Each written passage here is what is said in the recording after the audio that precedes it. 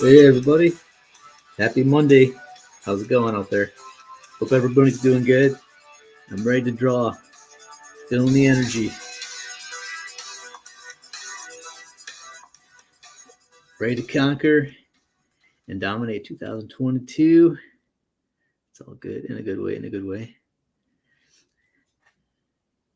Take life by the reins.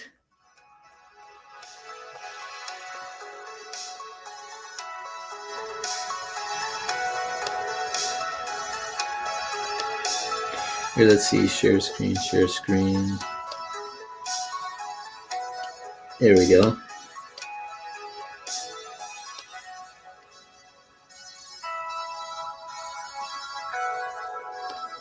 Okay.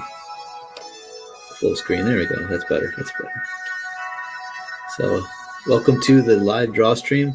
I thought I'd just start off by posting up or showing you this is the digital drawing I'm doing. Street Fighter character. A.E. Ortiz. Yep. I like StreamYard's setup. I like their how everything. I got the banners, I could, invite people if I wanted to. And I do invite people on this one, like different, but sometimes they can't show up. Hey, Andrew Hayes. Good to see you. Good to see you guys. Good to see you. Yeah, I'm just showing you guys. This is the digital piece I'm doing right now. I haven't actually done anything on this for a while, but I've used it for the banner or for the thumbnail, so I thought I would like show it off. Because if somebody's clicking on the video, they're probably like, hey, where's that drawing you had in the thumbnail? So this is the full drawing right here. I'm going to render it, probably add some background in, but mostly focus on rendering and stuff like that. But it's all digital. You can see the lines. I'm trying to do more of a delicate kind of thin line look on this one. Let's see what I can say, but here is the page right now I'm working on. The face-off between the main character and he's not the bad guy. He's actually a guy who's going to end up teaming up with them, but they have to prove themselves, So I'm going to work on this bottom panel, kind of like an action pose here. Like I said, if the music's a little too loud, let me know. I can adjust the volume. Good to see you too, Andrew. Yeah, it's a Street Fighter character. I can't remember. I think it's from Street Fighter Alpha. She's like a ninja character. She usually wears a mask. Here, let's see.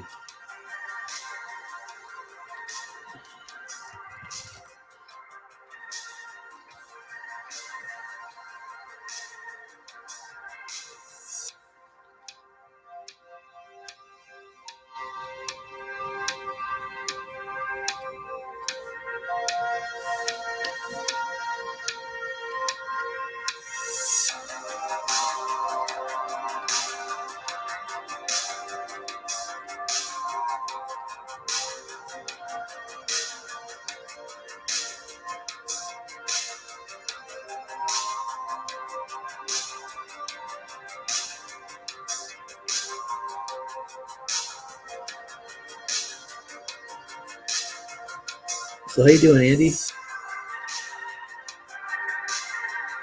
Busy working?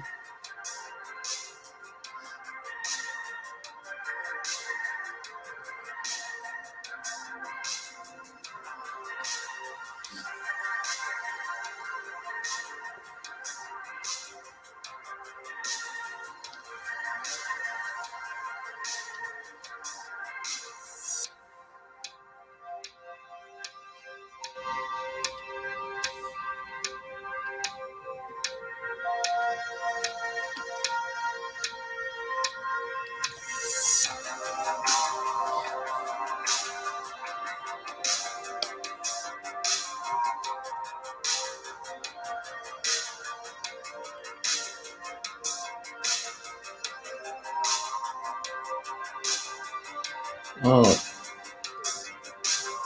see, California is doubling their taxes. Time to move to Oklahoma City. Will anybody notice?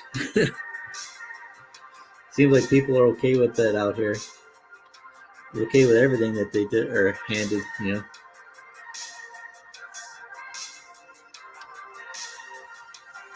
Yeah, Florida is funny. Jiminy Cricket, who visits here often, says I should go to Florida. I think he's a Florida guy. It's warm weather. I don't like the hurricanes, though. That's the only downside. So, okay, you're at work eating lunch. Yeah, enjoy your lunch, Andy. A.E. Ortiz. No, I haven't got my tablet yet. The Huion tablet. But it's on my list. I have some more commissions that came in. I'm working on the ones that I already have, but a couple, so I should be able to get it. I just got to catch up on some other stuff first.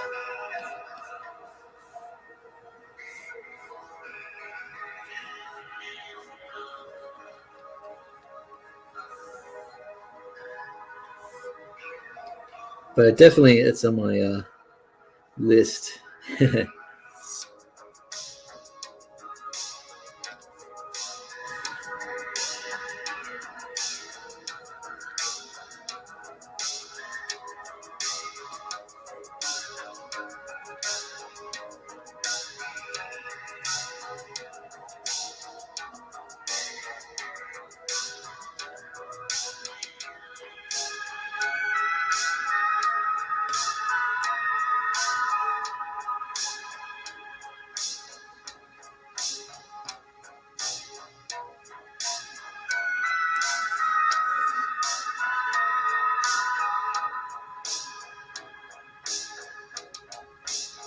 So I got to exaggerate this posture a little bit more.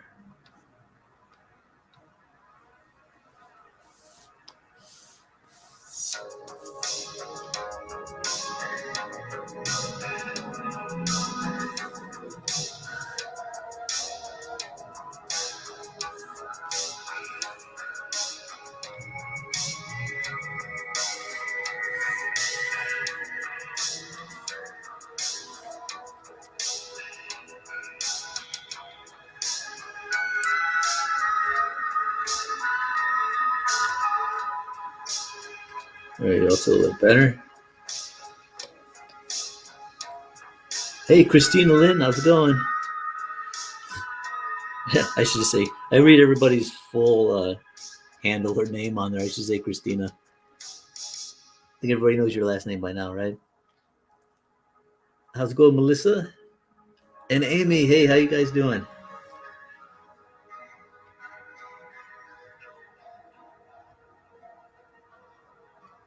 Looks like the pandemic is ending soon. Stocks are down for Amazon, Netflix, and other big businesses. Well, that's cool.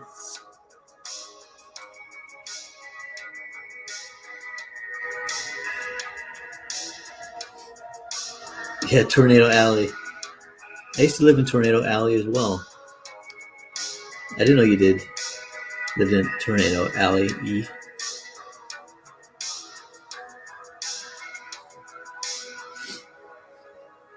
Yeah, I know they're. I hear they're going to be, lifting some restrictions, but it's only because they're going to the next phase of control. So, yeah, I don't want to be negative. I heard some things, so the next thing they're going to be harping on.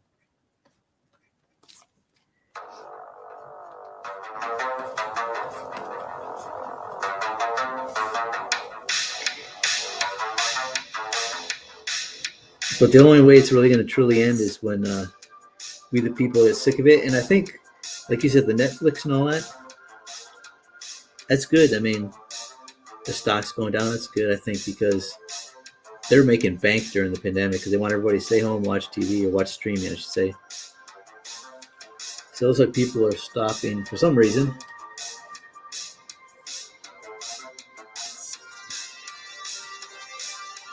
Maybe they're realizing they can't be couch potatoes, you know, forever. Not healthy.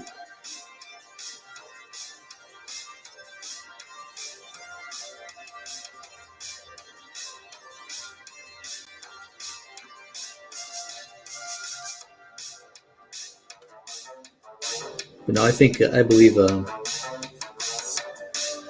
things are going to change for the better. It's just sometimes it takes a little time for people to wake up. It takes them a little bit longer than I like,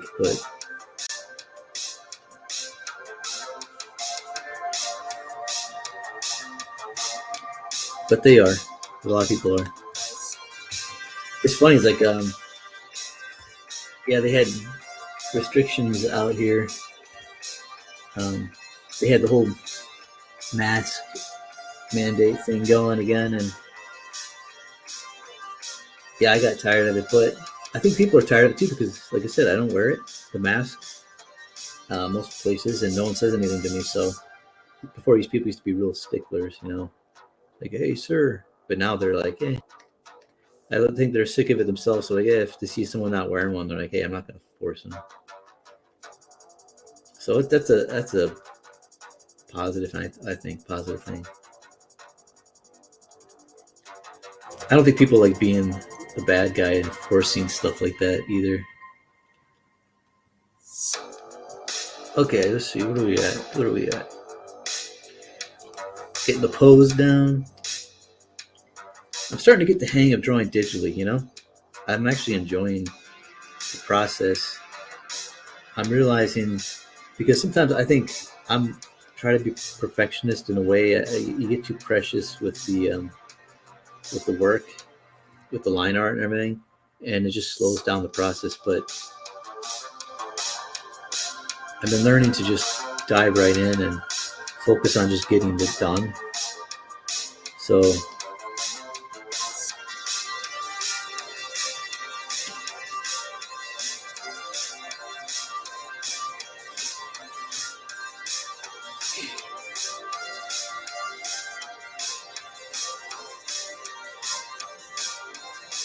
hey, Jeff Potts.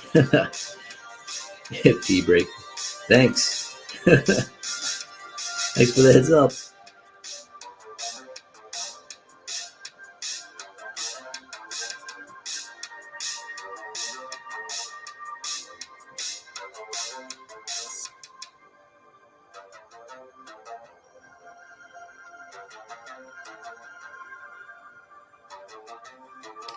Yeah, that's what I'm believing, Amy. The third great revival. Here we come. Usually the case of small towns. Yeah, man. I believe, like I said, things are. What does it say in the Bible? It says when the enemy comes in like a flood, the Spirit of the Lord raises a standard against him. So we've seen a lot of flooding. That's for sure. You know.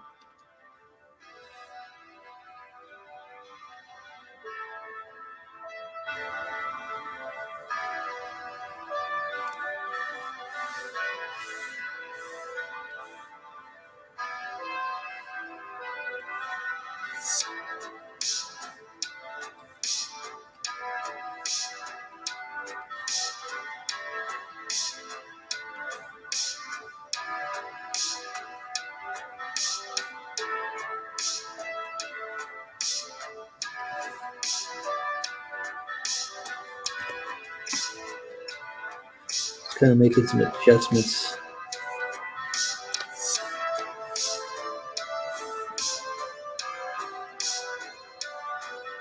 That's what I kind of like about the digital thing is when I make the adjustments, I try to do it in the rough stage, so that way I can just draw straight in. I don't really like adjusting the final drawing, even though sometimes you have to, but I try to avoid it personally.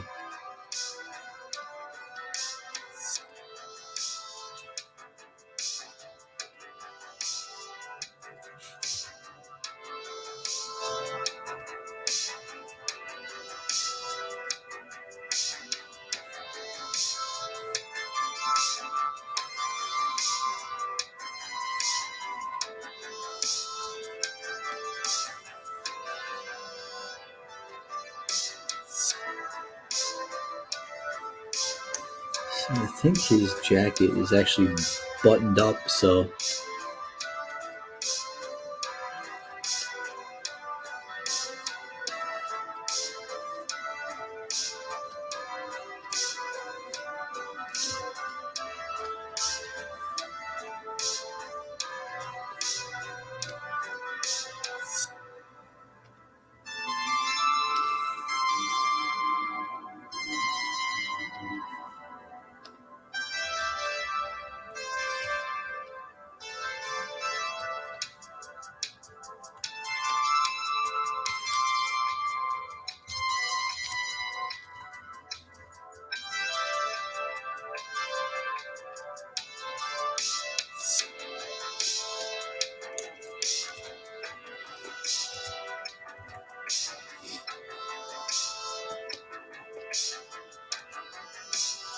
we'll see you. Have a great week, ERTs.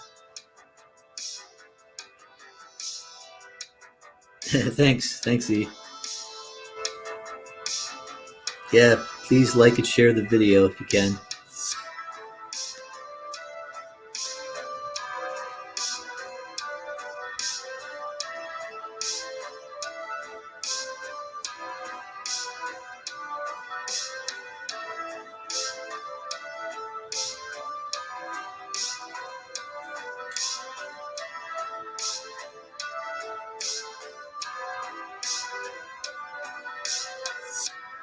Let's see here.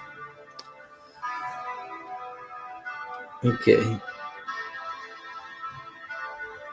That's one thing I say. I like the feature on Clip Studio where you can rotate the page.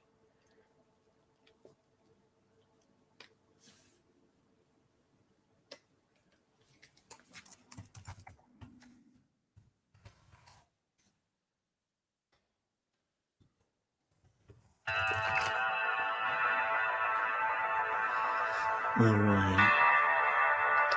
Probably gonna put.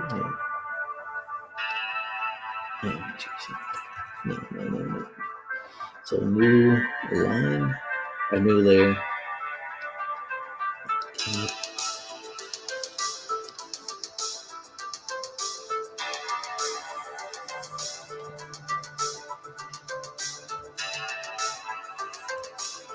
Okay. Boom.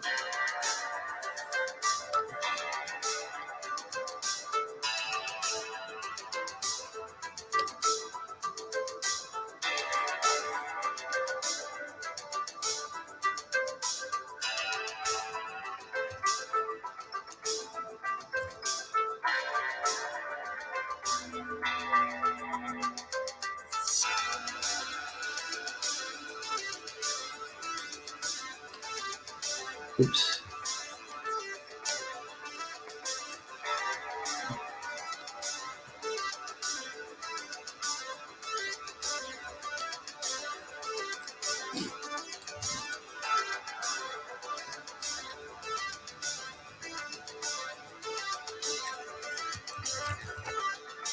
Okay, so I just put that there so I could see without the line interfering.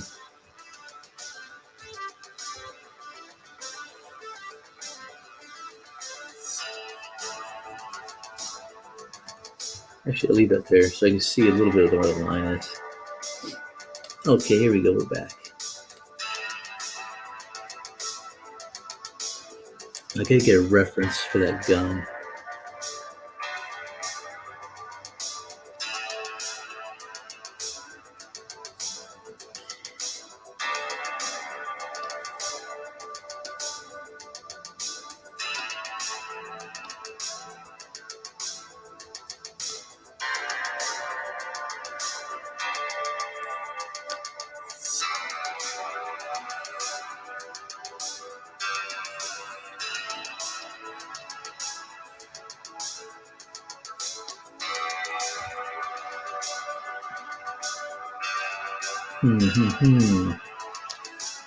Oh, here. I'm gonna read some comments before I make a comment, so we can kind of stay on topic. If there's a topic being discussed, let's see. Oh, here we go. Here we go. Okay. So move this back over.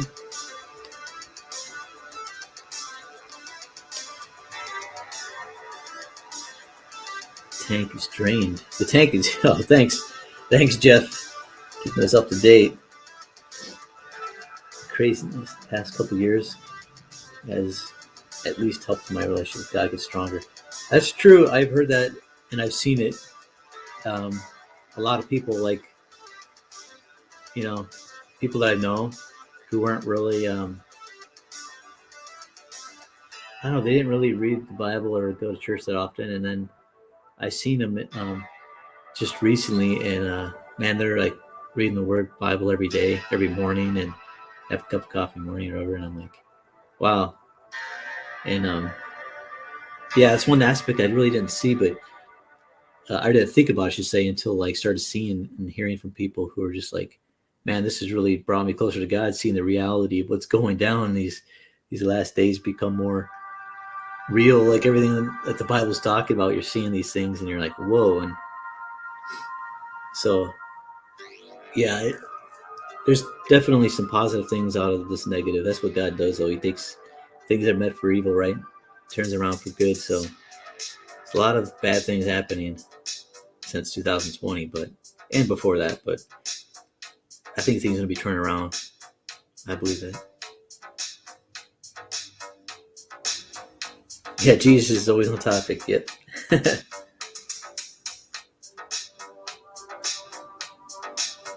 Let's see. Andy said you did a live stream production at work last Friday.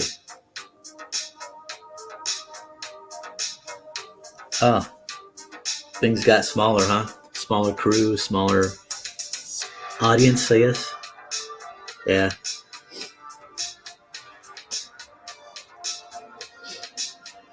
Mm. Mm. Mm. Yeah, I was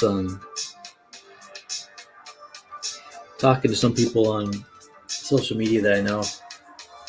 Mostly I know them through social media. A couple of people I've known in person, but they were just I think a lot of people felt like, feel like, and I know that feeling is, you mess up and you feel like, I'm not really walking the way I should be. I think it's always good to do a self check, like inventory on where you are, your status, right? With the Lord, with God. And but also there's a point where some people just, they feel almost like it's hopeless. Like no matter how much they want to try, they always mess up and fall, and it seems hopeless. But it's not. I mean, we ask forgiveness, we get up and dust ourselves off, and keep going. It sounds easy, but it's hard because you have to battle that negative voice trying to say that, oh, you're just gonna mess up again. It's like, yeah, I will now. Get back up. But each time, there's a point you can reach where those same things that would make you stumble or fall or would screw you up, they become less powerful in your life. And there's something else you have to contend with, but it's a growing process. But I realize trusting in God also means trusting Him that we're forgiven and we can move on. He's faithful and just to forgive all your sins and cleanse you from all unrighteousness. And then you don't feel like it. You feel like just a failure. I'm speaking from personal experience, but God's always reminding me, hey, I already forgave you. Move on. Get over it. Get moving forward. And I'm like, okay, yeah. But I kind of constantly remind myself that, it says we have an enemy, and those negative thoughts come. And it's funny. It's like I was listening to on Sunday, the minister was saying about a cycle of, feeling that guilt and like, man, I just keep blowing, I keep messing up, and then, but it keeps you the law, that mentality of law, of works, trying to do everything yourself, trying to do it all yourself, and try to not to mess up and be perfect. But it's like, was it being right and wrong? Like as kids, when you're doing something wrong, of course, you get treated accordingly, punished or whatever. You do something right, you feel like accepted and everything. But we can take that to where we're doing that with God, where we feel like if I can just do this or that, I can please God. But it's by grace through faith in Jesus and what he did, the sacrifice. I mean, not only did he take our sins, right, on the cross and our sicknesses, but he took our guilt and the penalties so we wouldn't have to. We got to move forward. Move forward.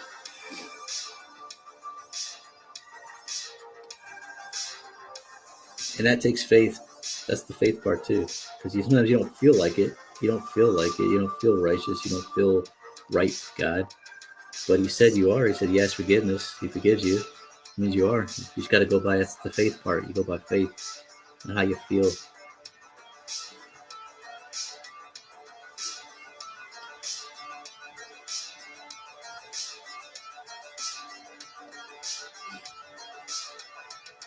There's just some things I've been thinking on. And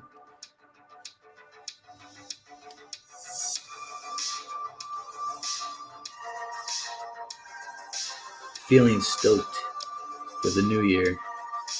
It's still the first month of the year. We still are at the beginning stages. So any plans, ideas, goals? I mean, we're still at the beginning here. We can still tackle it and get things moving. Things that place in your heart to do.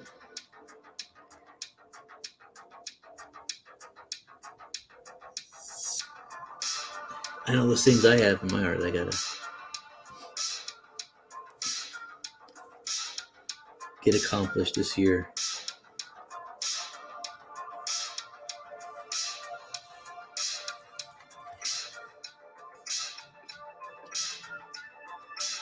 Hey, Gabriel Geske, how's it going? Happy Monday.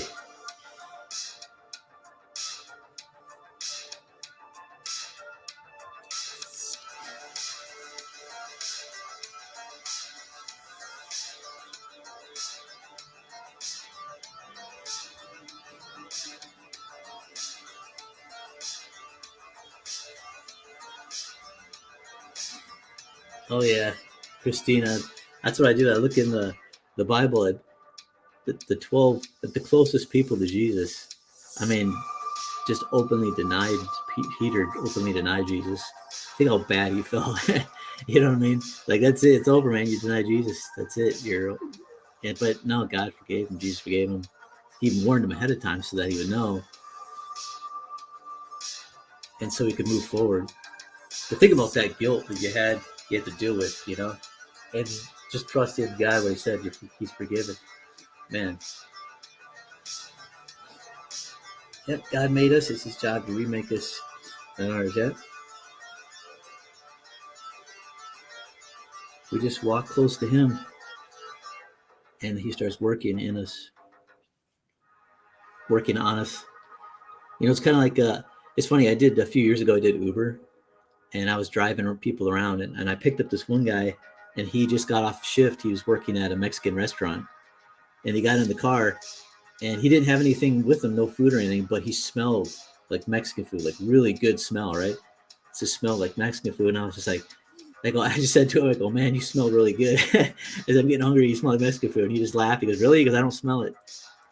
But being around that restaurant, that environment, that smell just was on him. It was just a part of his clothes and everything now. And that's how it is. You get close with God. Just spend time in his word, just talking to him. You start becoming like him more. the attributes, just hanging around and being around them, it sticks to you. People can see it or smell it, so to speak, right on you. That fragrance that it's God, they see something different about you. But spending time with God, that's really what we got to do, not just trying to do good works, which is good, to be good to people and stuff, but that's not how we maintain righteousness, right? Being with him.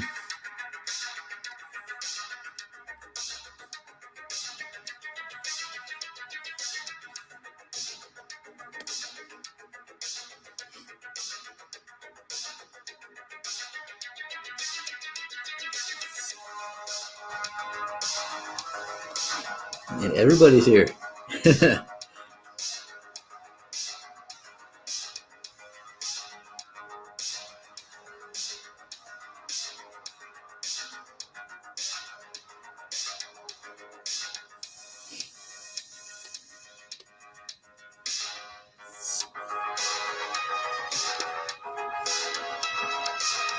All right, let's see. I gotta change this. Like I said, I kind of tweak everything in the rough stages.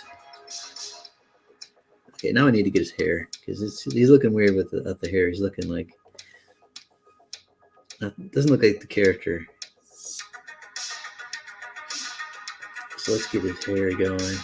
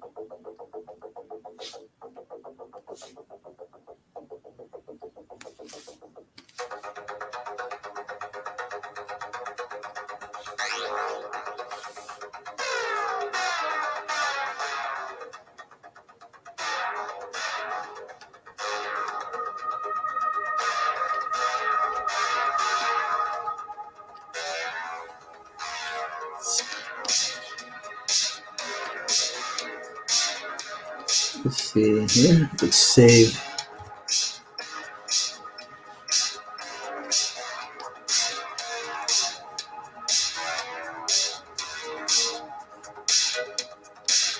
Hey, Roscoe Coltrane. Roscoe P. Coltrane. Sorry, still not up on Indiegogo yet. I'll put your comments so you can see.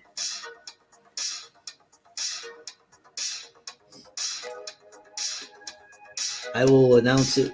I'll definitely announce it when it gets up there. I'll throw a big giant jamboree on my YouTube and on my social media.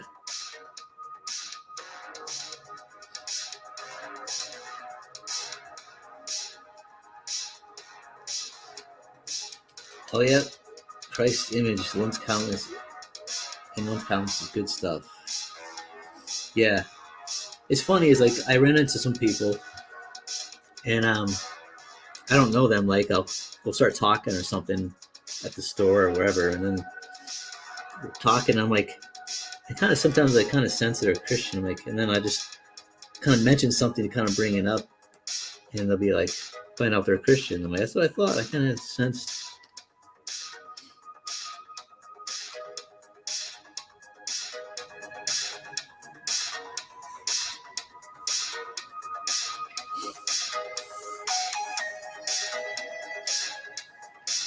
It's good when you can sense that. Someone can sense that in you, I should say. Sometimes I think people couldn't sense it in me, depending on how you know, going through something. But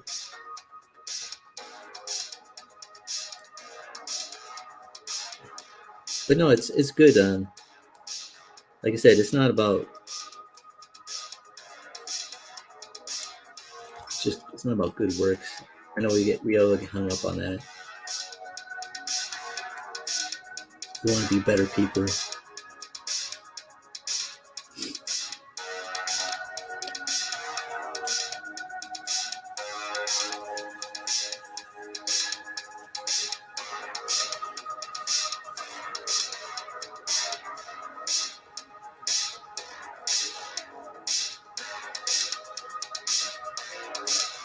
Oh yeah, early 2022.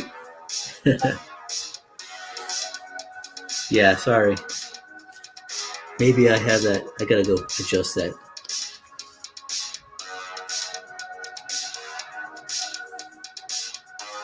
Let's see.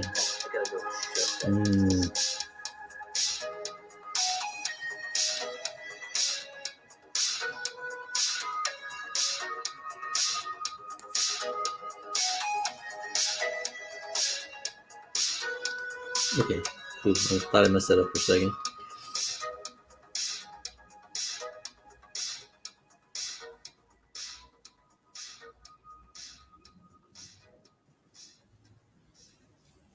Yeah, you know, it's true, Gabrielle. You can sense that God's love in other people. And it's funny is I had this moment where just like talking to God and just really feeling closer to him, connecting with him, I start realizing like I start looking at little things that I would ignore during everyday life, like the little birds, like I was reading the scripture about the sparrow. It said not one sparrow falls to the ground apart from your Father's will, but he looks after them, right? What, not worrying about your own life because he cares about even sparrows. And I was watching little birds. I was eating outside and I was watching little birds flying around, and they're small little things. They're always there, but I just ignore them, I guess. And this time I just looking at them, and they're like hopping around, like taking little dirt baths where they roll around the dirt, shake themselves, you know. But they would hop up to me and look at me, and I just realized, man, these are God's creations. God cares about these little guys. So I started talking to them, and I was talking to them, and one of them just jumped up right on the chair next to me and just looked at me, and he's cocking his head, looking at me, and it's funny. I was just talking to him. I could kind of sense God's love for that little sparrow from just, you know, thinking on it. But he could sense that I must have had God's love, because he just jumped up and wasn't scared of me. He was just looking at me. And I started talking to him. I said, hey, I'm sorry I don't have any food for you. I had the peanut M&M at the time. So I said, how about I take some of the peanuts out of the M&M? I don't know if you like that. So I took a peanut out of the M&M and put it down, and he just jumped down and looked at it, and he just kind of shook his head, and he's like, he didn't like it. So I go, sorry, but that's all I got.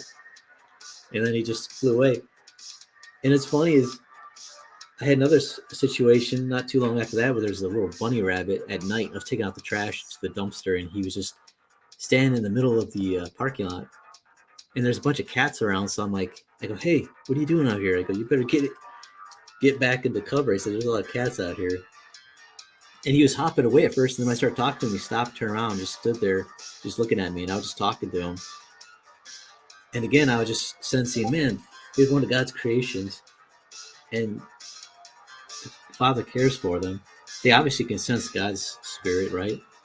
And they can sense that love from coming from us. We have that love for them. And I just started talking to him, and he just stopped and was looking at me. And in the past, I've had it where I've seen like little wild animals, and I'd be like, "Oh, look, cool, look at him!" And then they just take off running from me, you know. But when I started talking to him, I just felt this love for him. Man, all of a sudden they just stop and take time to look at you, and kind of blew me away. It makes, like I said, I already know God's real. I talk to him, but it makes it even more real in your everyday life.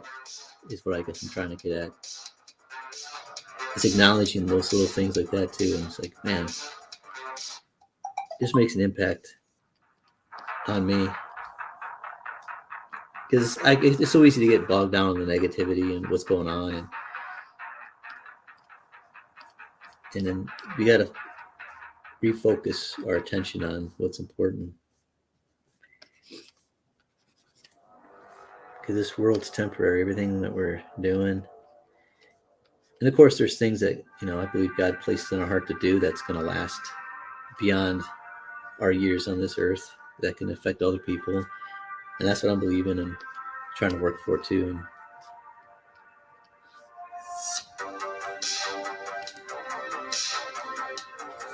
Okay, I think I got the rough down good for that. I think I'm going to erase the original rough just so it's easier to see. And then I'm going to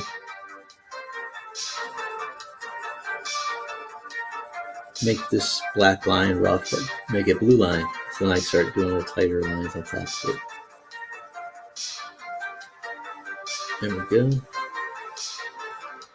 See, now I can go to this rough here. Boom.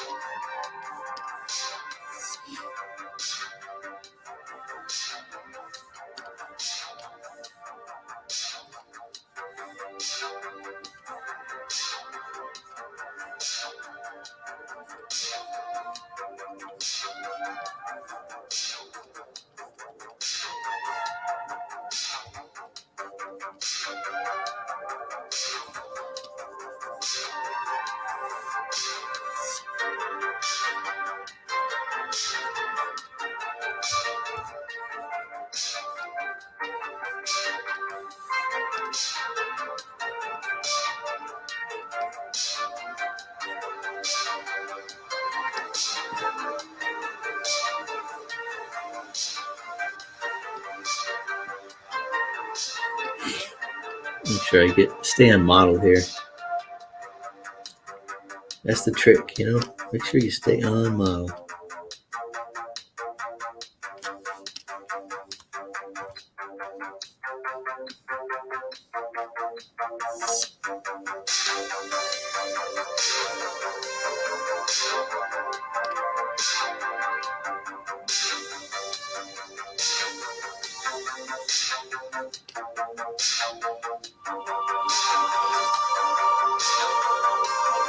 For some of you, it might not have seen some. Here's some of the pages, previous pages I was working on.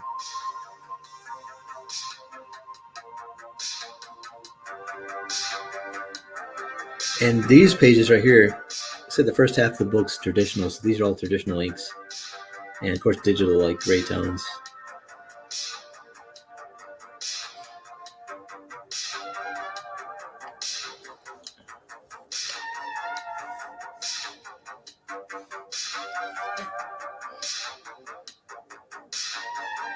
Okay. I kind of gave him a funny, like a peculiar looking collar for his jacket. And I'll make sure I stick on model here.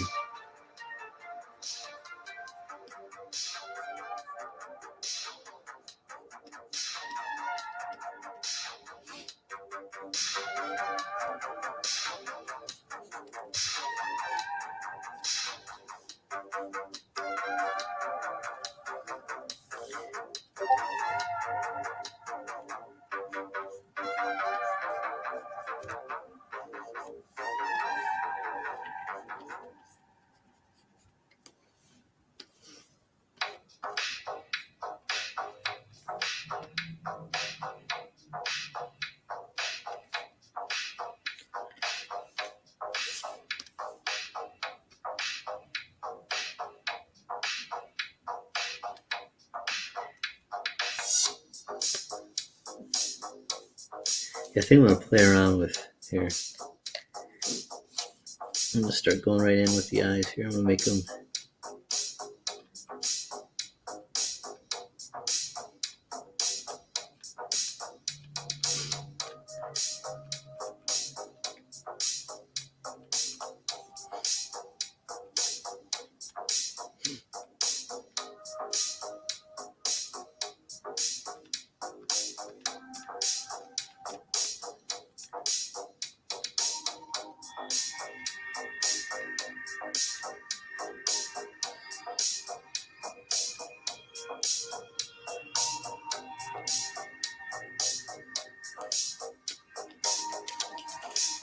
I don't want to make him look evil, but I want to make him look like he's pretty jazzed. You know, his adrenaline's kicking in. He sees the opening, he's going for it. Let's see.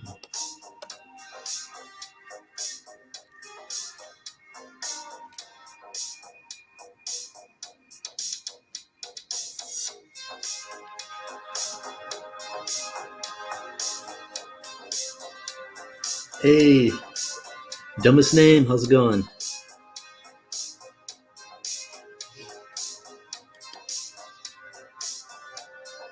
Yeah, Amy, I think the animals can sense that, you know.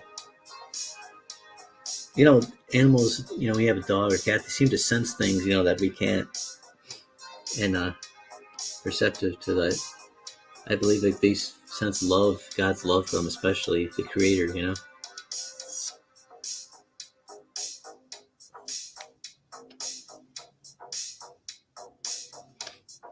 Costing is Snow White confirmed. That's a good one, Gabrielle.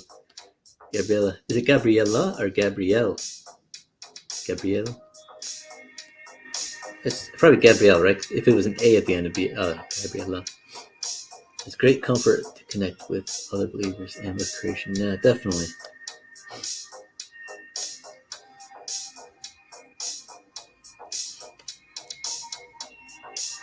Yes, that's true. Amy's art is indeed full of joy.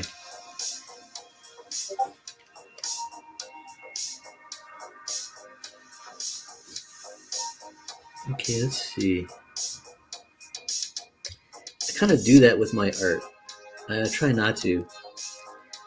I have more of a traditional kind of background where I'm like a stickler for proportion and that's good, but then there's some bad. Sometimes it's bad because I want to be more dynamic, you know. So sometimes you got to exaggerate and go beyond proportion, and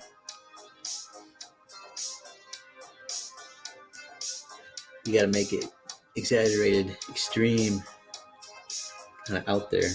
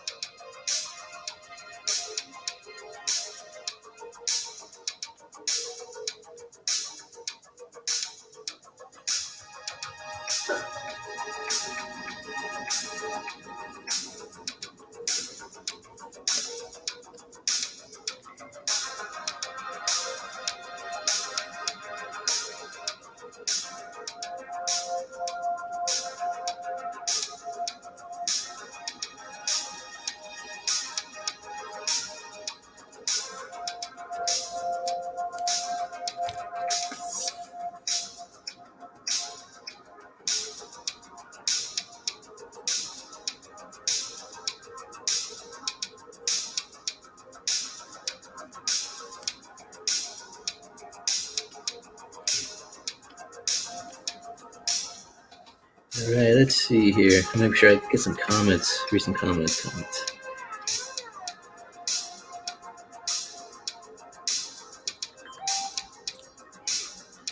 Okay, Gabrielle. Yeah, okay.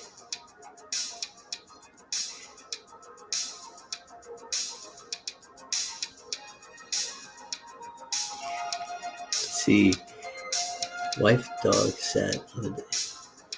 Gave a pill to the dog. A couple hours later, the dog limped back. What she said. Too soon for more than one time.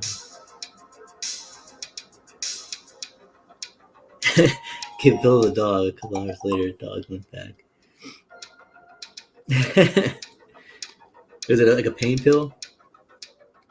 An older dog? Well, your wife definitely knows better than the dog. The dog's just like, I want more of that.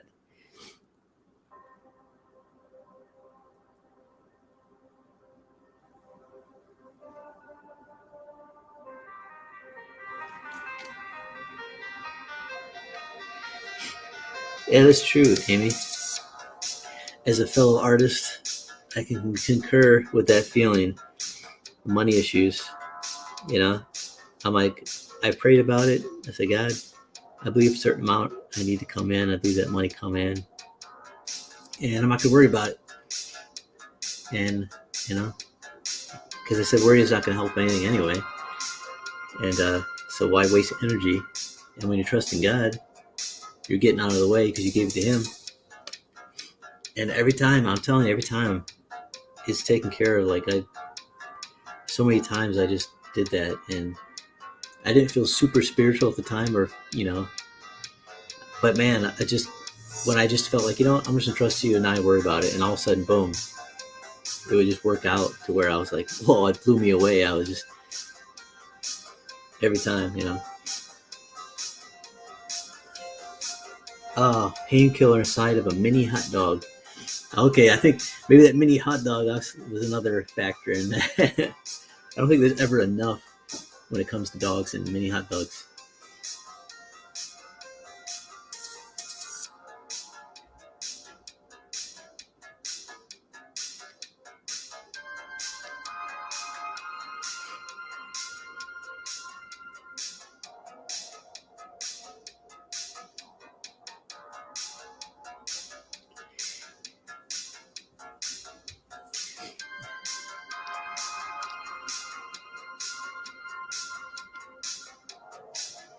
Okay. See, this drawing looks fine. I don't know why. I always want to make it a little bit more dynamic, to me at least. But man, I don't know. I guess I'm just gonna have to go for it. You know.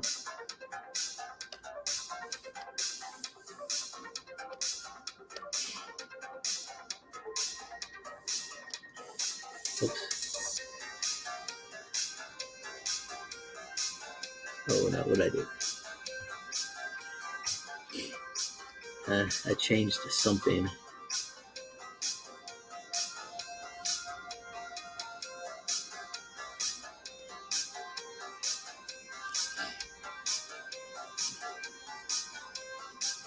Oh, great.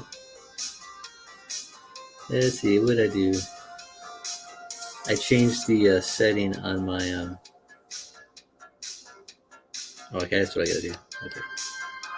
Now I can do it, right? There we go.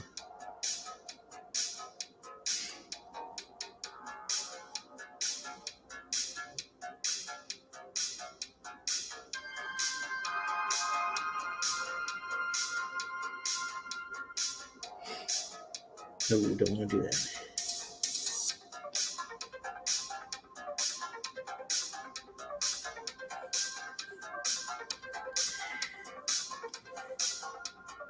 Oh, there we go.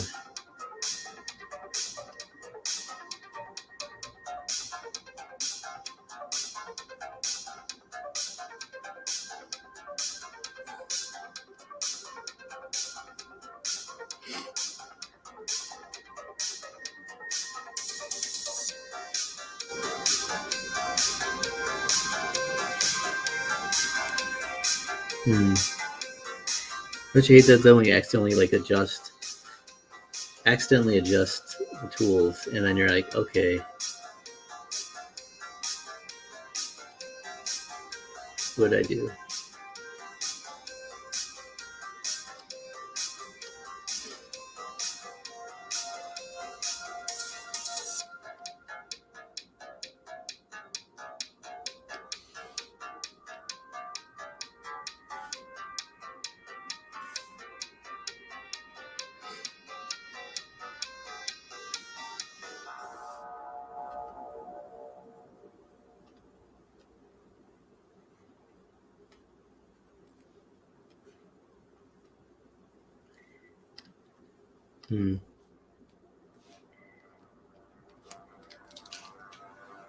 I don't know if any of you are familiar with the settings, tool settings.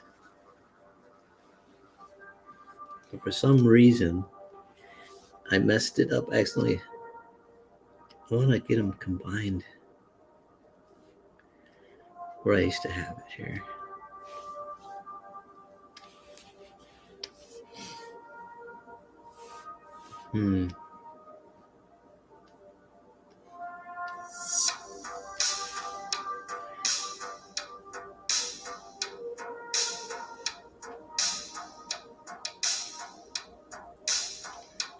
Kind of way I have it.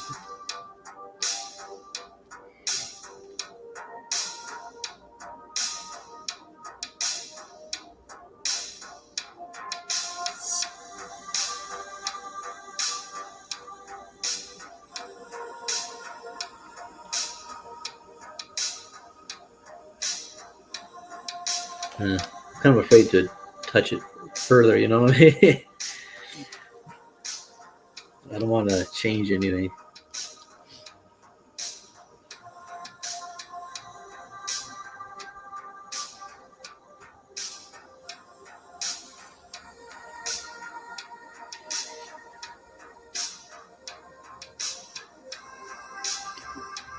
Yeah, it's like Amy, like you said, God's faithful no matter how you feel about it. And we have to definitely I've learned this. When I pray about something I need, or a situation, then I decide not to think about it, not to worry about it, because I already prayed for it, it's done. Because he said, everything you ask when you pray, believe, see, and you shall have them, right? We pray with faith. It's not up to you to make it happen unless God's telling you something specifically you got to do in that case, right? But just trust him. I did that, and man, every time I do that, I just let it go, give it to God. It always works out, and it just blows me away because, like I said, I didn't feel super spiritual or anything. All I did was trust him, and that's how it works, man. You just got to trust God. Just trust him. And what you do is you act like it's true, right? If he says something, like one minister said something that really I responded to. He said, if your dad says to you, hey, get your jacket, we're going to go get some ice cream, we're going to go out to Baskin Robbins. Well, you wouldn't be like, the whole ride over going, please, Dad, just take me to Baskin Robbins. He's like, yeah, that's what I'm doing. I'm driving you right now. It's like, okay, I just, please just do it. Just take me. And he like, just keep, acting like he's not doing it when you already asked him. He told you he's going to do it. And I guess it's got to be frustrating, but it's like, at some point you're going to be like, you know what, forget it. We're not going. That's how you feel. You feel like, but we got to trust him. It's like we asked for something. He said it. And no matter what it looks like, don't go by how it looks. Because a lot of times there's things that you think things are going to happen the way things look negative. You think, oh man, you're worried about what could happen. And like 90% of it is never going to happen, or even more. But we worry about it happening sometimes. And some people are really good at not worrying, because some people have it, like my family, they're pretty good at worrying, you know? Like one guy said, my family were world-class worriers. So it's like one thing, some things you have to struggle against more than others, but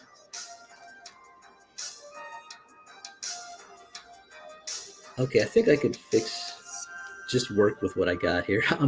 I'm having trouble with the tool settings, and I don't want to mess it up. Maybe I already did mess it up. Let me see.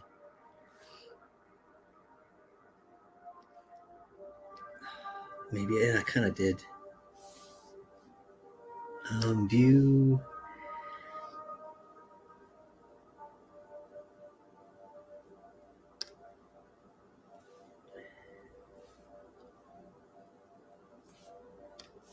Let's see, view. Grid, ruler. Show top tone. Snap to ruler. Oh, man.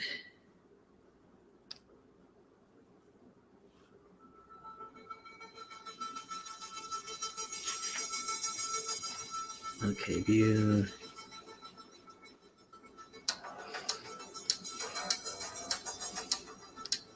Wow, this is something.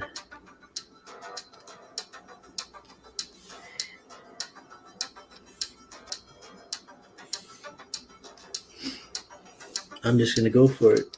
I'm going to say set to default.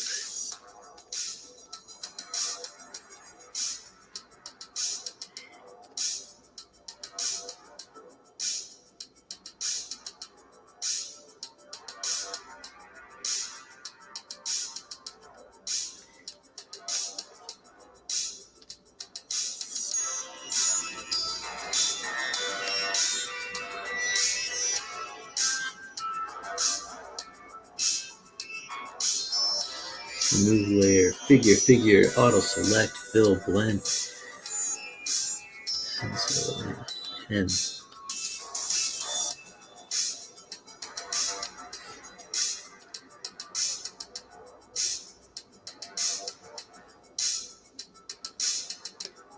oh, great.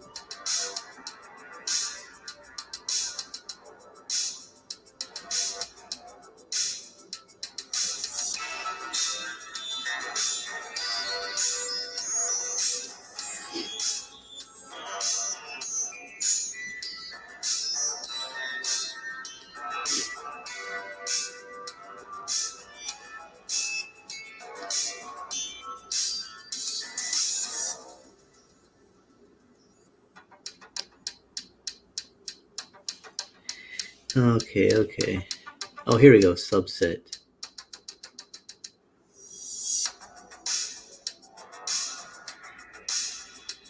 Oh no.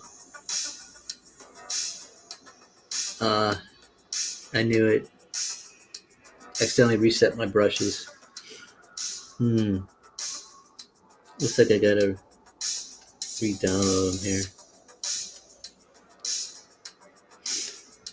Thankfully, I have a download folder.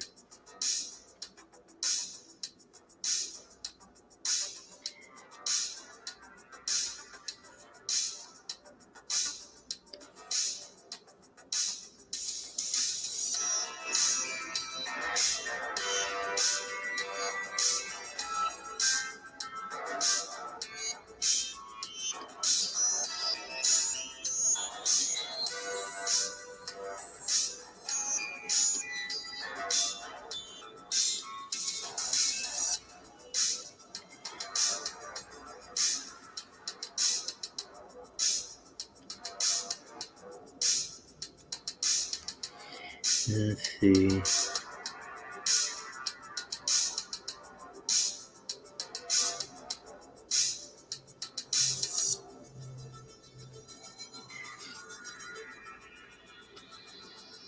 Okay, still have that.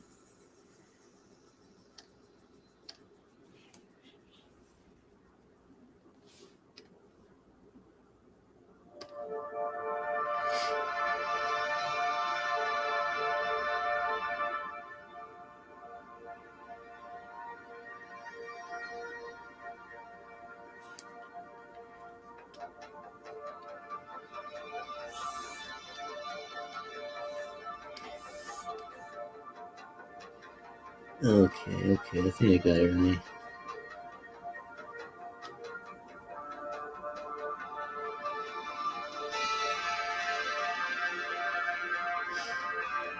Hemo, Hemoda, Hemoda pen. Okay, I think I got all my pens back. Man, I accidentally erased. Let me see if I can find it here.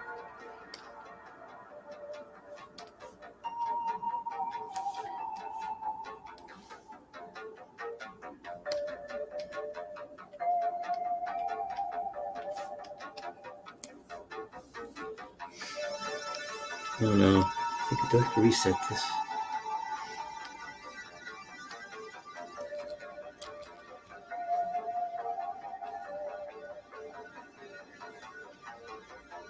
Ah, I see.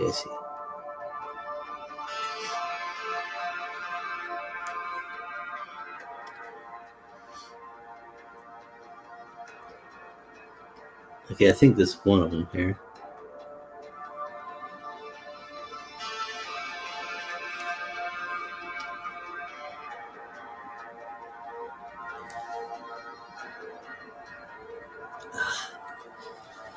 Oh boy.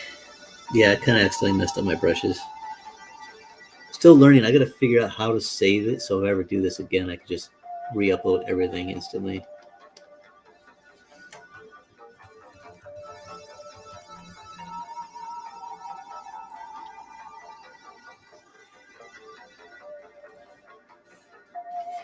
Let's see.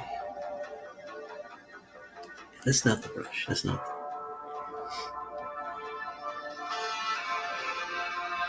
This is the one I like. Yeah, this is the one. This is the Hemodare pen, something like that. I can't read the kanji on that one. Hemo.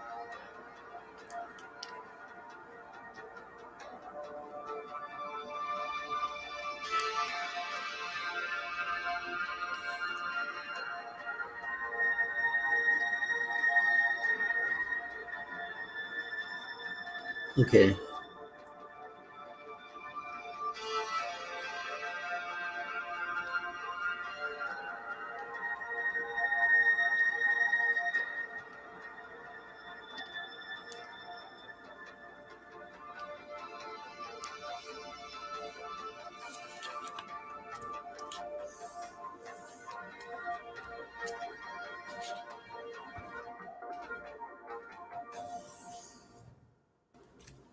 Okay, there we go. Man, I tell you.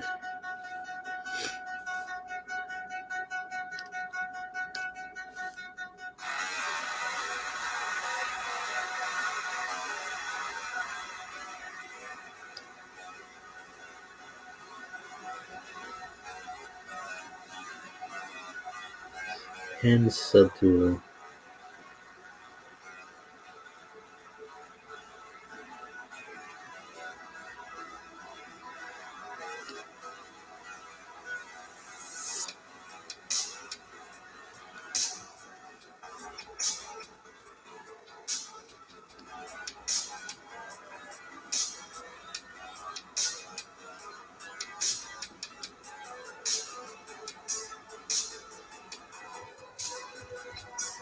Oh, this one's not too bad.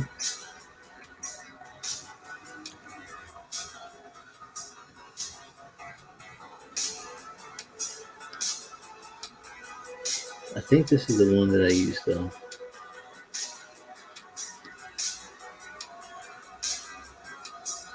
Yeah. Wait. Yeah, this is gonna be the one.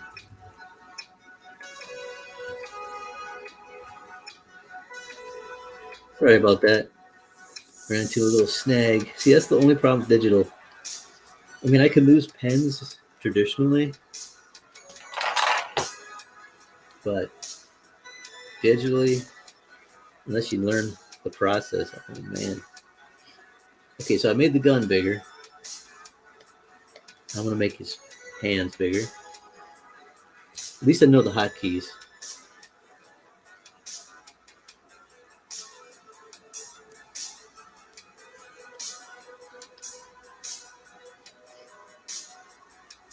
There we go.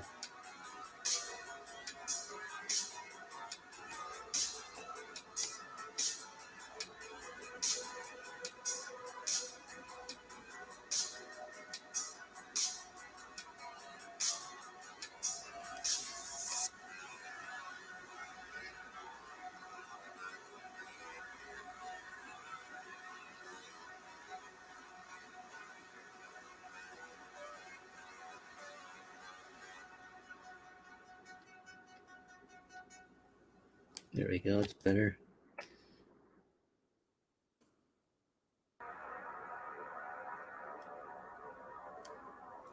There we go. A little more dynamic looking.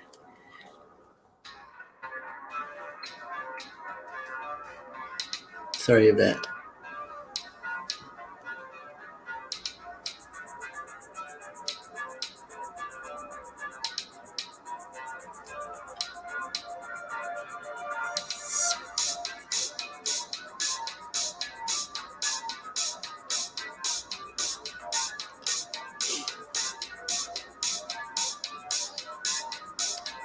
Christina, you use Rosetta Stone, start teaching you katakana when you didn't finish teaching. They weren't teaching you, finished teaching you hiragana. Yeah, I mean, I know both now.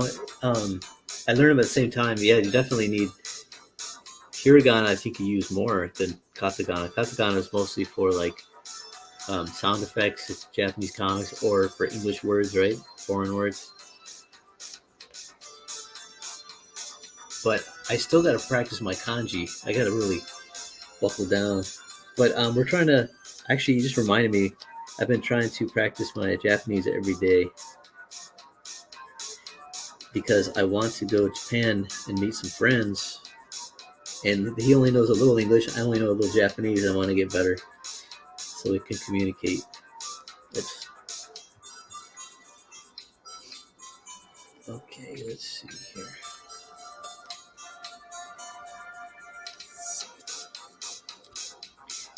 I'm going to have to figure out how to adjust my tool settings again.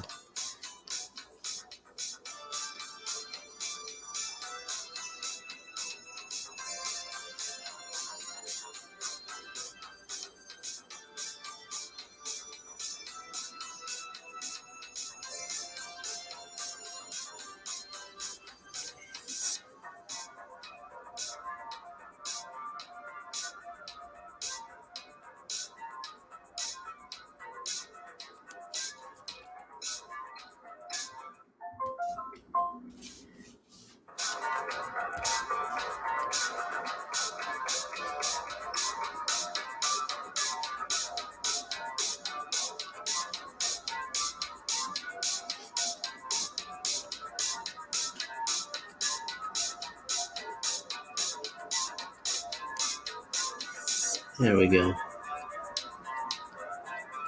Yeah, I gotta fix this thing, man. It is. I don't know what I did. Hit the wrong button.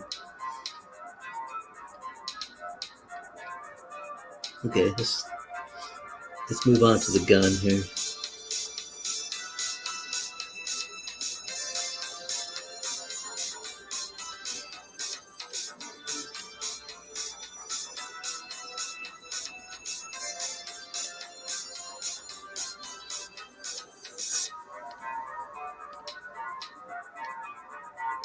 Okay, the gun, rough gun. Make that a blue one too. Make a new layer. And I gotta use a model for that gun.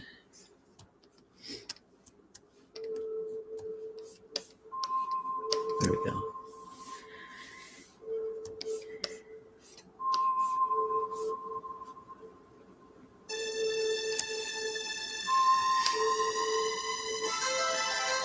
And we're gonna use this. Gotta find this tool setting. Here we go, lines. Okay, lines.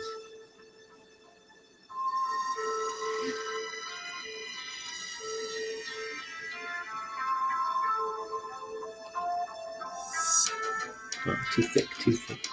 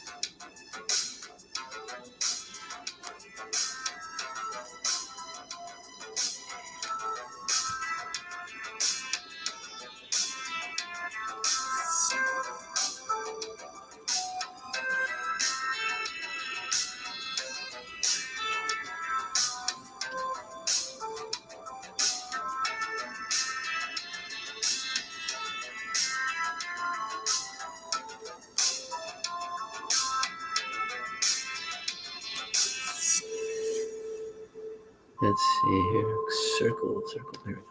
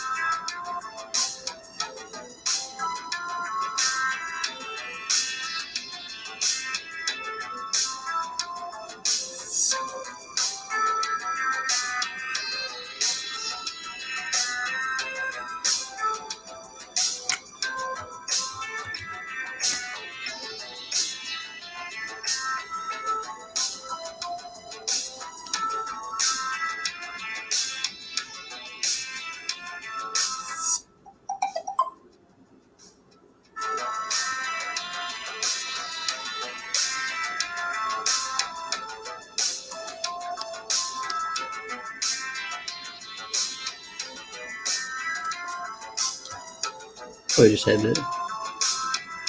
It's funny, after you do some type of technique, you realize you could have done something on the technique that would have made it quicker. Oh well.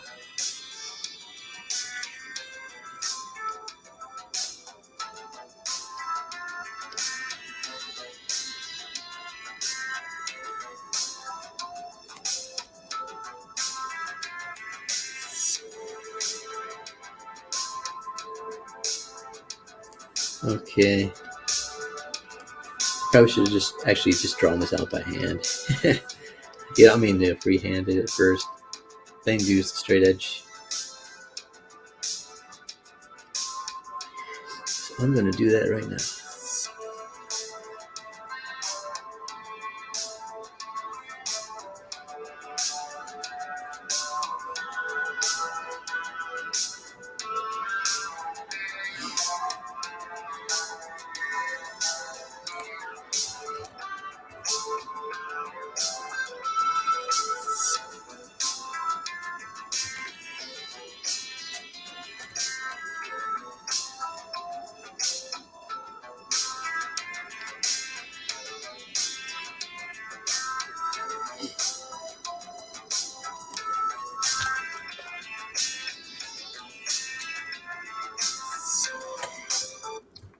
Oops. That's not good.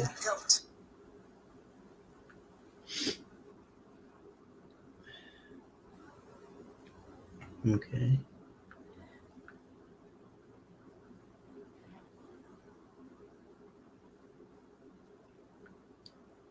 There we go. Nice.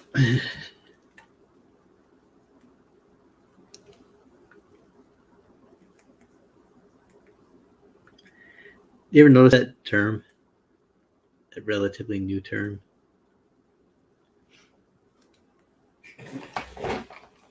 The goat.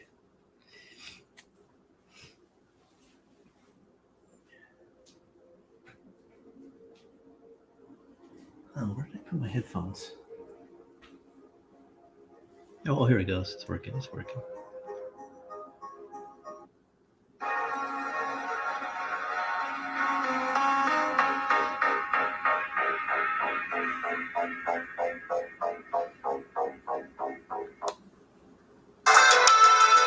There we go.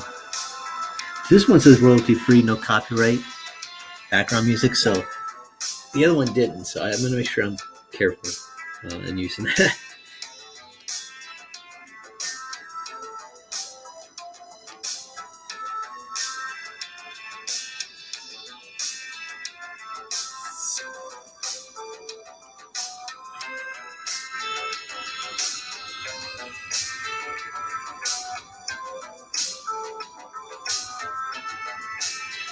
There we go.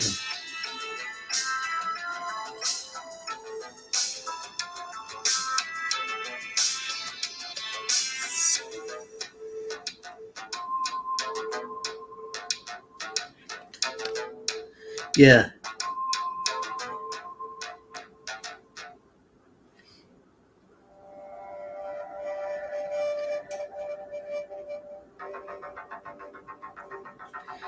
Yeah, do you notice that goat?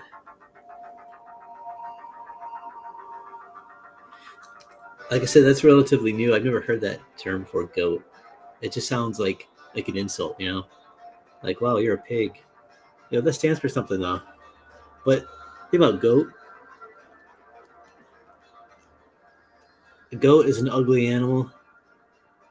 It's a freaky looking animal, but also it's something that they use in the Baphomet satanic symbol was the goat head, the goat body. It's got a goat head, goat legs.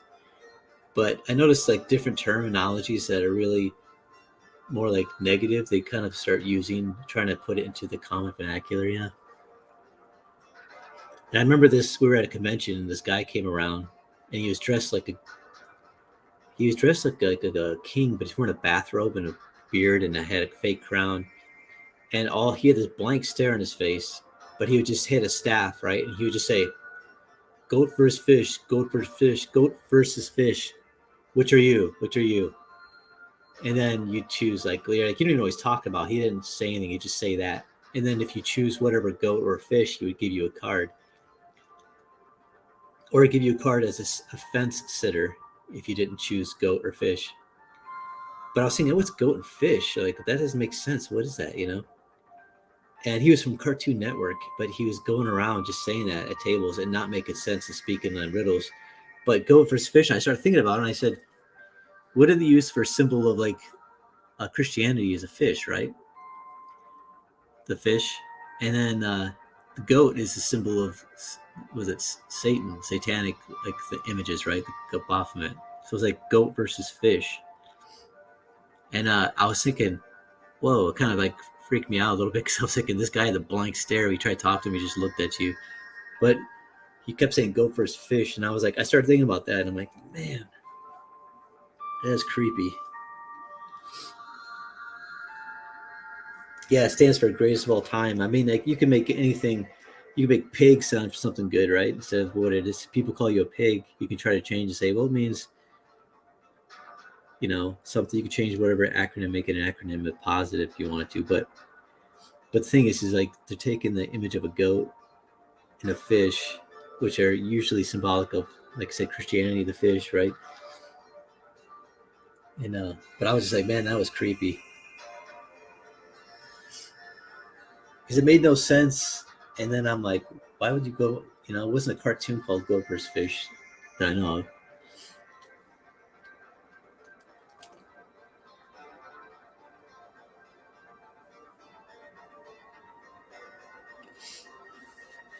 Yeah, that's just my mind starts thinking, huh? What is this? What do they mean by this? They're not explaining anything to me. Just really creepy. But I mean, that's how it is. Like, right? They try to take negative things, like they take evil characters and make them so they're, you know, somehow they're good. Or we're living in a world where they have a show called Lucifer, where it's about, you know, one of the most wicked, evil beings that walk the earth with the devil and make it like it's positive, right? Make he's like a cool guy. I mean, give him a show. That's kind of blatant right there, but I mean, but I started thinking about that goat thing. I'm like, that does not make any sense. It just sounds stupid on its face. Goat. Why don't you say that's greatest of all time? Like, see, free transform.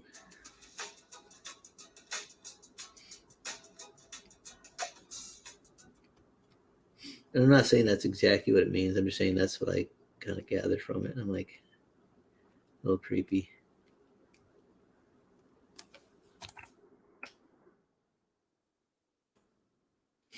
Mm-hmm.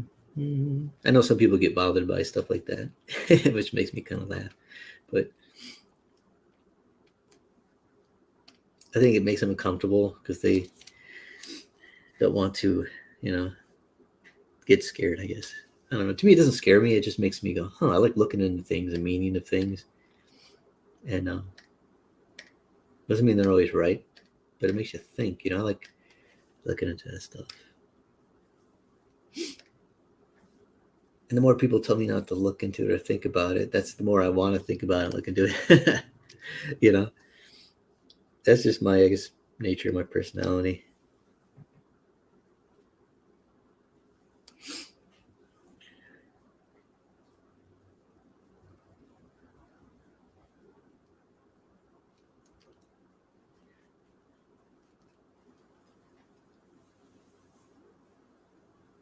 Yeah, I noticed like they have like a lot of villains films based on villains, like, you know, from Disney.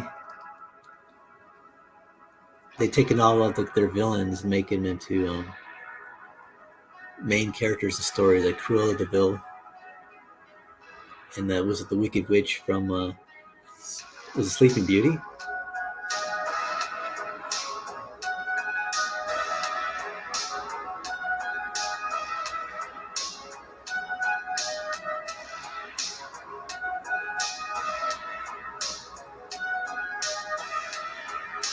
Yeah, yeah.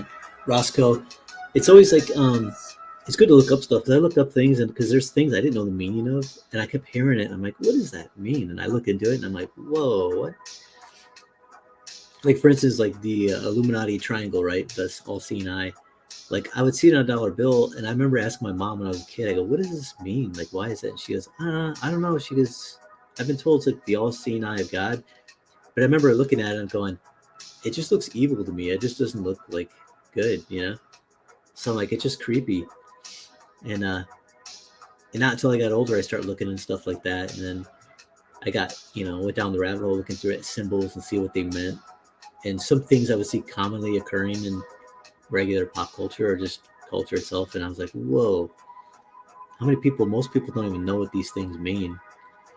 And like, well, then, but some people obviously do know what they mean, right? Because they keep putting them in certain specific strategic places. And I go, if they knew what they mean, then why are they putting them there? And then so I start asking questions. I like asking questions like that, and just looking and like I said, some things are just hypothesis, some things are just like guesswork. But I start noticing things like that, and it makes me more aware. Once you start noticing those things, it's you can't stop noticing them, for better or worse. See, how much time are we at now? Okay, about an hour and 40 minutes.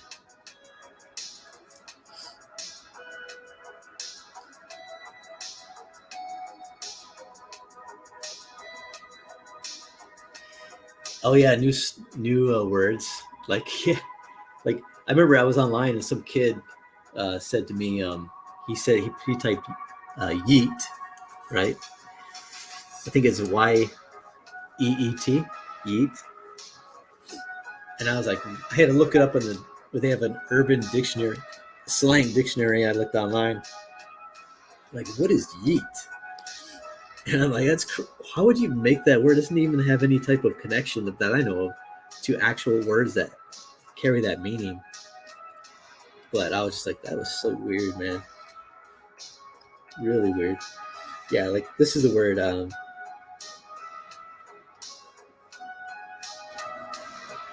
Oh. I see. See.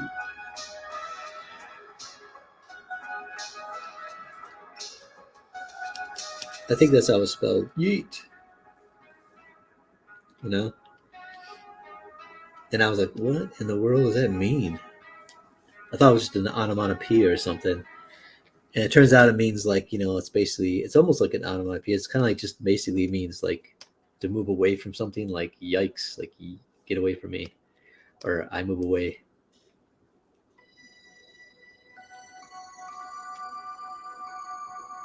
Yeah, old Vines videos. It's like some words like arise from pop culture things or like that, and it becomes common knowledge for like a certain sect generation. But the other ones are like, what? Because like I never watched Vines, except on maybe on YouTube where they had compilations. So it becomes part of the was it the vernacular, right? But I was just like, what? So now I keep an eye out for that stuff. I'm like, huh, that's weird. What's this mean? I look it up.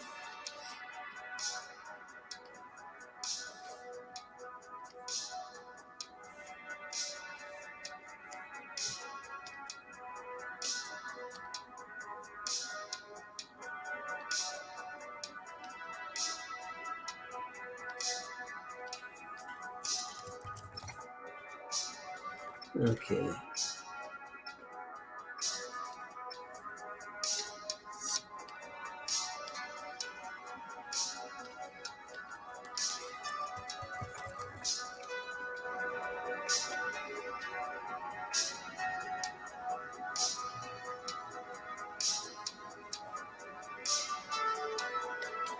I think Lom's looking a little scary, so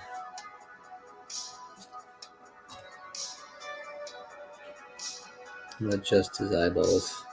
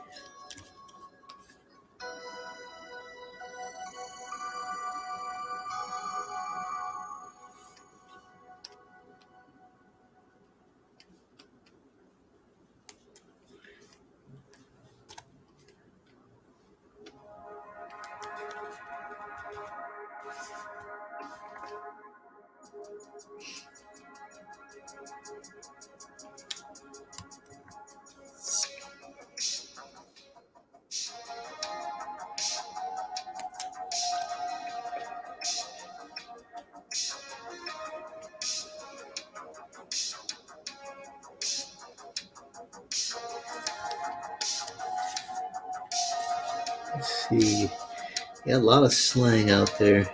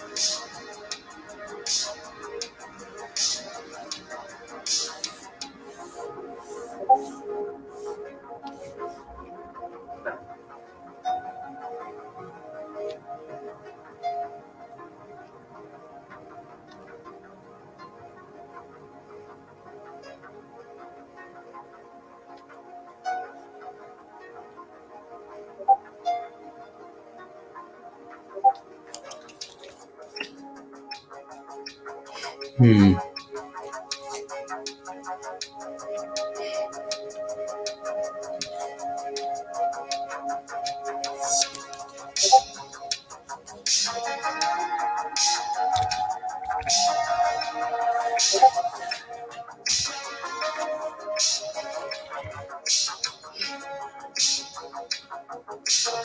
I'll make sure he's really determined not to mess this up. Got a lot riding on this one moment, so make him look more intense and a little bit more serious.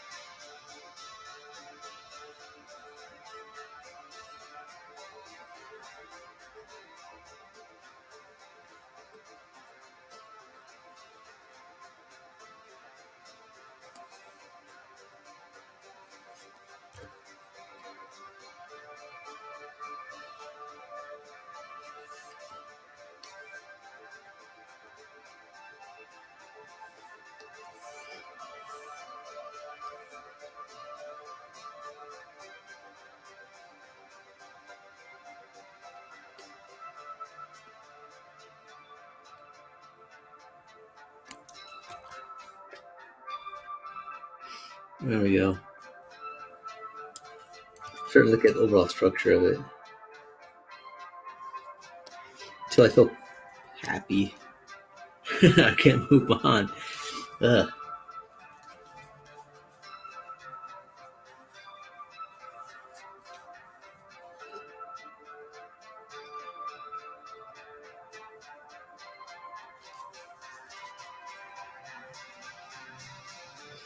Yeah, social medias. The way we made it a way of speaking. I know it's strange, man.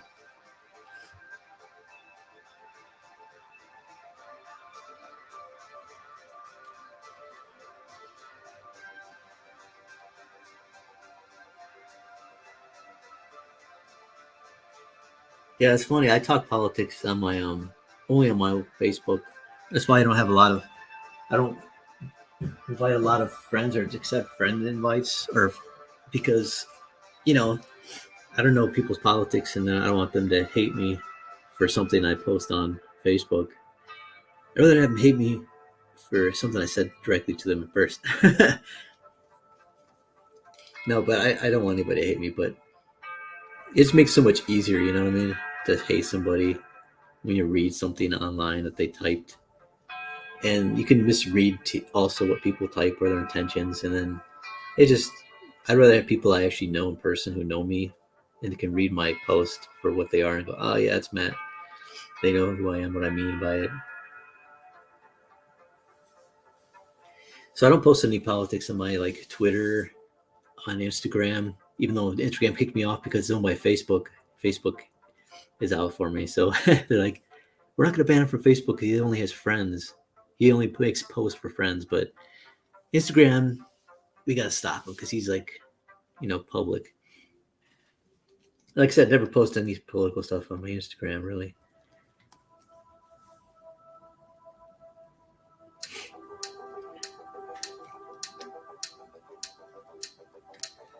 Talking and chatting is great, but talking with flesh and blood people and being outside is so much better, yeah. So you're a pretty shy person, Gabrielle, but the quarantine broke you. Oh,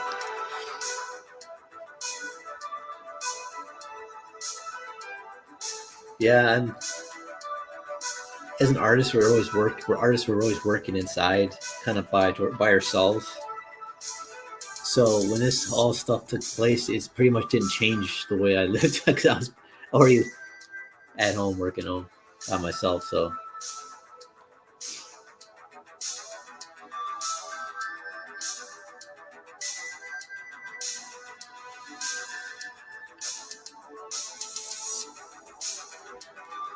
wait, someone's talking about food here. Boneless wings. Man, I'm hungry too.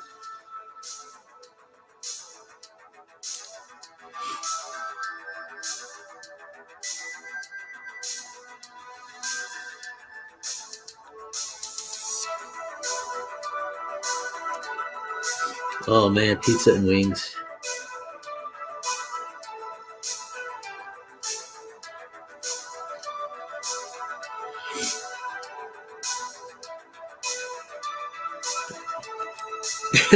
Roscoe, that is creepy, man. Like, do they say lol or they go LOL? Ha ha ha. LOL. Yeah.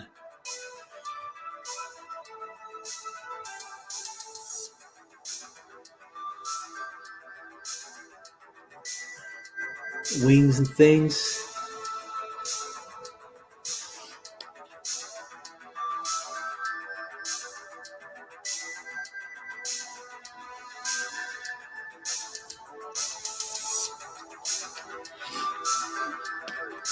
The jetpods. I have the whole stop cost and division at Twitter.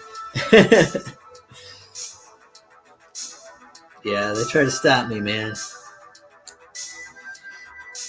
Because it's funny, I had Facebook deleted, was it 7 posts in a row because they said because it's promoting dangerous people or dangerous people. It was just like memes and like news articles. It was funny. I mean, it's not really. It ticked me off, but at the same time, it's just funny to me too.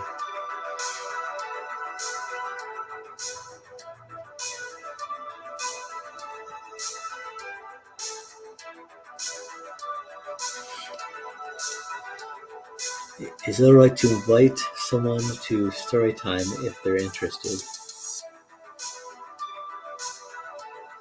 Oh, that's cool. Yeah, go ahead. Lord of the Rings, cool. You know, I never read. I have the book, like all three of the collection, where it has The Hobbit and Lord of the Rings mixed.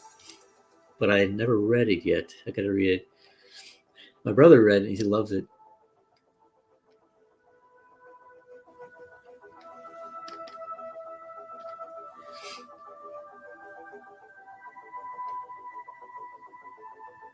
I have pizza every Friday. I eat pizza every Friday.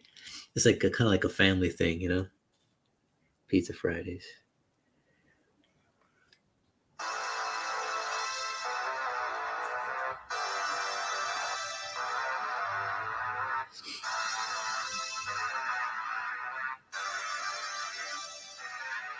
It's funny is uh, Amy, you're talking about pizza, leftover pizza. I like hot pizza, but when it's leftover, I prefer cold pizza. Like I eat it right out of the fridge, and it's great, man. I like it almost as much as hot pizza. It's crazy. I don't know.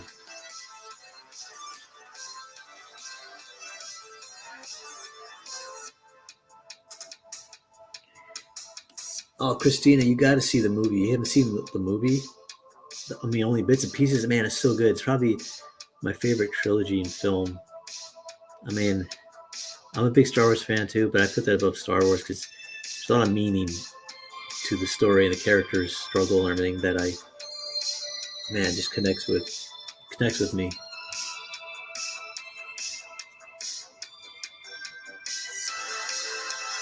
Let's see, Middle Earth story time. Oh yeah. Middle Earth story time.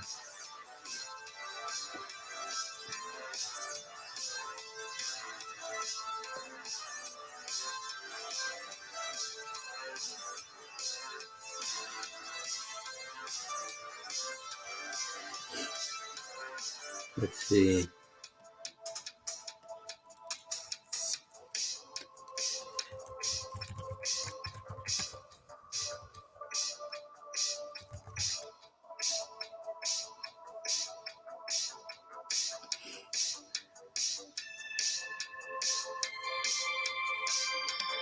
Here I got one of the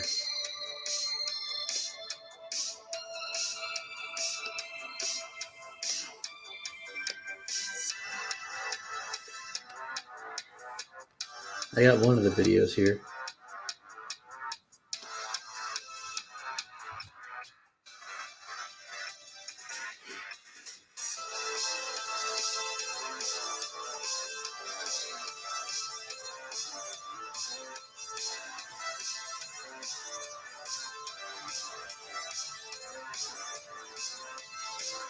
Yeah, Christina, I'm telling you, I watched Lord of the Rings films. I bust them out like at least once a year. Watch all of them, but I'll even watch them maybe twice a year. It just, man, it just resonates with me. This like I said, the struggle that the characters go through. And as funny as like people might not think it, but I think the same way with the Matrix films. Like, well, the first film. The first film, I like watching that regularly because that's also there's a lot of parallels to that.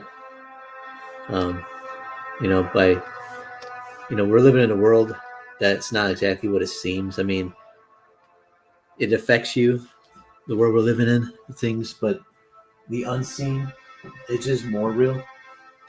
So I think of it like in the line of Christianity too, like, well, living like in this physical realm and the spiritual realm, and like unseen forces that are working against us and for us. And yeah, there's so many parallels. So good. I have not seen the new Matrix though, and I heard it was not very good at all. But I think they kind of dust off a lot of times, at least today. They dust off the old films and bring them back out just because they want to kind of like. It seems like they use it mostly intended for like social engineering, Usually it's a political reason why they bring them back out. It's not because, you know what, I think we need to continue the stories. Like, no, let's change the meaning of what we did before and try to rewrite. That's what it seems like with these new ones. I did like the Ghostbusters, the new Ghostbusters film. That was enjoyable. The kids, I was actually against it at first because of the kids. I was like, this is like a Goonies version of the Ghostbusters. But then when I thought about it, I go, you know what? I like the Goonies a lot. And I actually like the characters, the actors that they picked for this. They seem like kids, and they're likable. So it worked for me.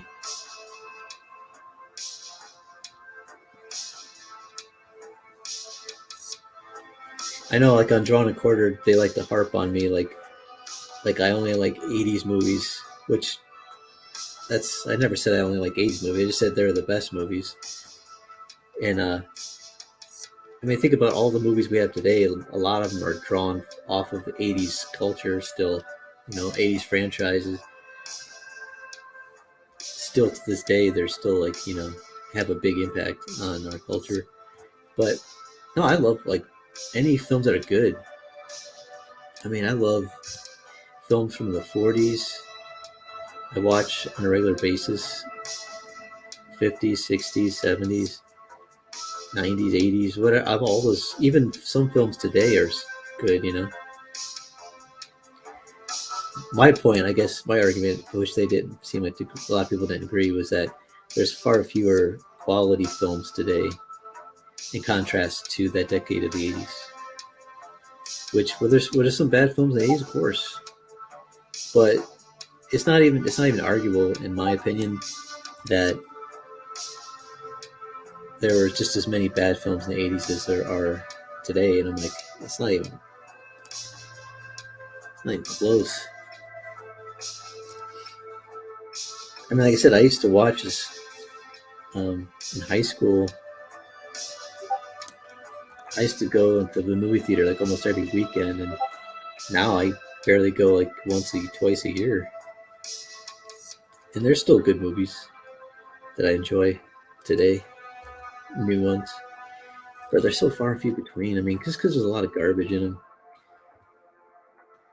and it seems like a lot of them are trying to push. They're like on a soapbox trying to push some political, social narrative, which if they do it in a way where it's creative and you're really and it makes you think, and you're invested in the story and the characters. But it seems like they put that on the back seat, like that's not important. It's like get on the soapbox, and this is what we want to get the message out, instead of actually developing a character, making you see a character's point of view. I like seeing the character's point of view, even if you don't agree. You're like, huh, I can see where they're coming from. You can understand a side or something that you might not have before, and you might not still agree with it, but it's like at least I enjoy seeing the creative, you know, way they tackle that type of thing. And I have less of a problem because I'm like, I didn't agree with that, but it's still a cool movie. It seems like they don't care anymore. It's just like, whatever, let's just get on the soapbox and just put this stuff out. Who cares about the quality? But I think people at large agree with me, because if you look at the box office, the films that fail are doing dismally are those type of films. But the films that are like just really good story, just fun, the characters are likable, man, they just do good at the box office.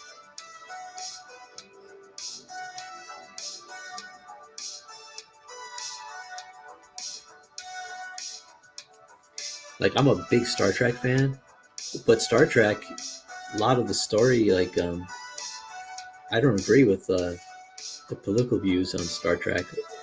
By and large, a lot of the political views of what they tend to promulgate, but or the scientific views. But man, I love that series.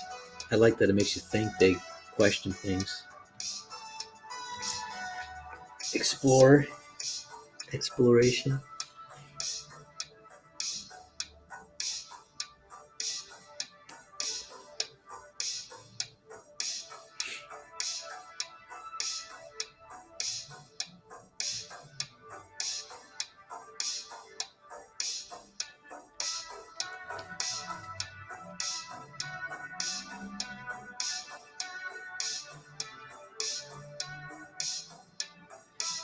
Yeah, Andy, the first Matrix film is the best. That's definitely for sure.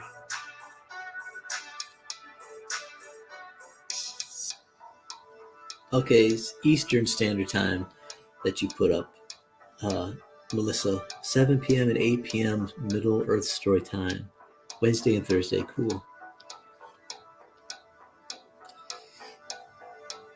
She has some great, 80s has some great movies. I'm telling you, go to the 80s, type in 80s decade films, and like I think it was Wikipedia I found, but they had all the listings of every year of that decade and every month which movies came out, and you'd be shocked at how many big, well-known, iconic films came out every month of just one year throughout the whole decade. It's like, whoa, that came out at the same time as this, and you're like, and I wrote down a whole list, and it's just like I should do it again, but it's just like dozens and dozens of movies like every month from one year, just in one month, and it's like, oh my gosh.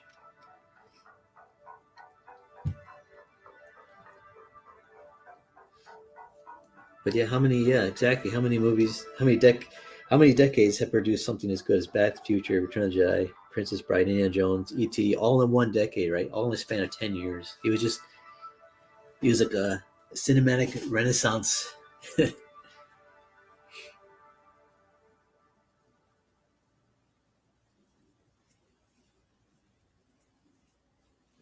It's funny, it's like Zootopia. I enjoyed Zootopia. And yeah, it didn't really feel like a Disney film. But I liked how it had that. I like the anamorphic type of characters that were cracking me up, like the little fox had the little elephant outfit on. I think it was elephant, right? That was funny.